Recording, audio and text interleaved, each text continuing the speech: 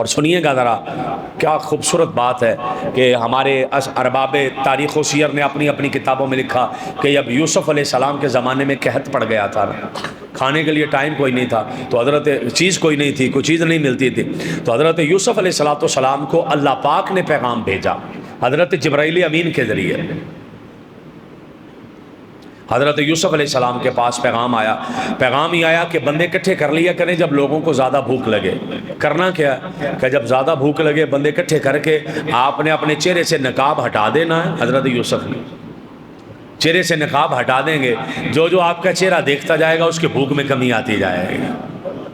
یہ حضرت یوسف علیہ السلام کے حسن کا عالم یہ تھا۔ حضرت یوسف علیہ السلام بندوں کو اکٹھا کرتے، اور اکٹھا کر کے امام ترمذی نے لکھا، شمائل ترمذی کے حاشیے میں موجود ہے، حضرت یوسف علیہ السلام یہ کرتے، بندے اکٹھے کر لیتے اور کہتے جس کو بھوک لگی آ جائے۔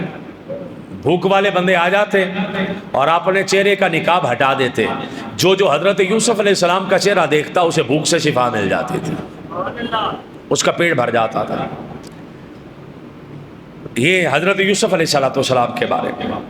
حضرت سیدنا ابو ہریرہ رضی اللہ تعالیٰ عنہ سے حدیث مروی ہے، ایک مرتبہ حضور جان رحمت صلی اللہ تعالیٰ علیہ وآلہ وسلم آپ اپنے کاشانہ اقدس کے اندر آرام فرمائیں، اور اس ٹائم پہ حضور باہر نہیں تشریف لاتے تھے،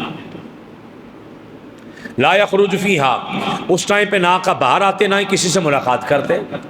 لیکن آج عجیب کیفیت ہوئی کہ آقا علیہ السلام اپنے دروازے کے باہر کھڑے ہیں، حضور باہر کھڑے ہیں۔ تھوڑی دیر گزری تو حضرت سیدنا صدیق اکبر آ گئے۔ آقا علیہ السلام نے فرمایا صدیق اس ٹائم پہ یہاں؟ اچھا، حضرت ابوبکر صدیق آئے کیوں تھے؟ انہیں بھوک بڑی لگی تھی، کھانے کے لیے کچھ تھا نہیں تھا، شدید بھوک ہے، شدید بھوک کے عالم میں آقا کی بارگاہ میں آئے، اور آقا علیہ السلام نے پوچھا ما جا بک یا ابا بکر، ابو بکر کون سی چیز تمہیں لے آئی یہاں؟ تو حضرت ابوبکر صدیق رضی اللہ تعالیٰ عنہ بڑے عاجزی سے بڑی محبت سے عرض کرتے ہیں حضور میں تو اس لیے آیا ہوں تاکہ آقا کے چہرے کی زیارت ہو جائے اور سلام بھی عرض ہو جائے، سلام بھی ہو جائے اور آقا کے چہرے کی زیارت بھی ہو جائے۔ حالانکہ پتہ ہے حضرت ابوبکر صدیق کو کہ آقا اس ٹائم پہ باہر نہیں آتے، لیکن آج حضور بھی باہر ہیں اور حضرت ابوبکر صدیق بھی آ گئے۔ جب حضرت ابوبکر صدیق رضی اللہ تعالیٰ عنہ لگی بھوک ہے، کہا نہیں کہ حضور میں تو آیا ہوں تاکہ چہرہ ہے وَأَنظُرُ فِي وَجْهِهِ وَالتَّسْلِيمُ عَلَيْهِ، میں نے کہا آپ کے چہرے کی زیارت ہو جائے گی اور آپ کی بارگاہ میں سلام ہو جائے گا، میں تو اس لیے حاضر ہوا ہوں۔ آقا علیہ السلام نے جب یہ بات سنی تو آپ نے سلام قبول فرمایا۔ ابھی تھوڑی دیری گزری ہے، بڑی شدید بھوک لگی ہے حضرت سیدنا عمر بن خطاب کو، وہ بھی آقا کے گھر کی طرف آ گئے، آقا علیہ السلام کے کاشانہ اقدس کی طرف آ گئے۔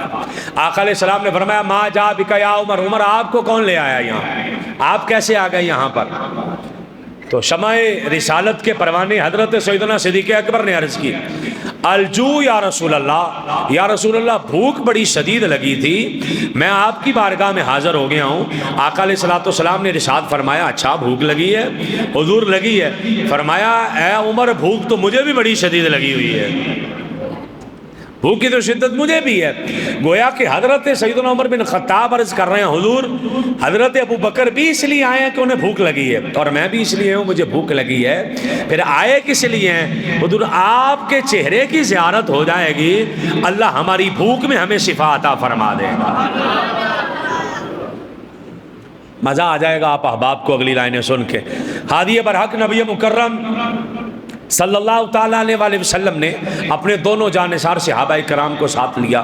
ایک صحابی رسول ہے حضرت ابو الہیثم بن تیہان رضی اللہ تعالیٰ عنہ، ابو الہیثم کے دروازے پر آ گئے، تگڑے آدمی تھے وہ، کھجوروں کے باغ تھے۔ آقا علیہ السلام نے ان کے دروازے پر جا کر دستک دی۔ گھر والوں نے پوچھا کون؟ تو آقا نے فرمایا انا محمد صلی اللہ تعالیٰ علیہ وآلہ وسلم، میں اللہ کا نبی آیا ہوں۔ ان کی اہلیہ محترمہ نے اندر سے عرض کی حضور ابو الہیثم تو گئے ہیں پانی بھرنے کے لیے کنویں میں سے، تو یا رسول اللہ صلی اللہ تعالیٰ علیہ وآلہ وسلم آپ تشریف لائے ہیں، آپ تشریف رکھیے، آ جائیے، ابھی یہ گفتگو چل رہی ہے۔ اتنی دیر میں ابو الہیثم پانی لے کر گھر آ گئے۔ انہوں نے پانی رکھا، انہیں سمجھ نہ آئے کہ میرے آقا گھر آ گئے ہیں، میں نے کرنا کیا ہے۔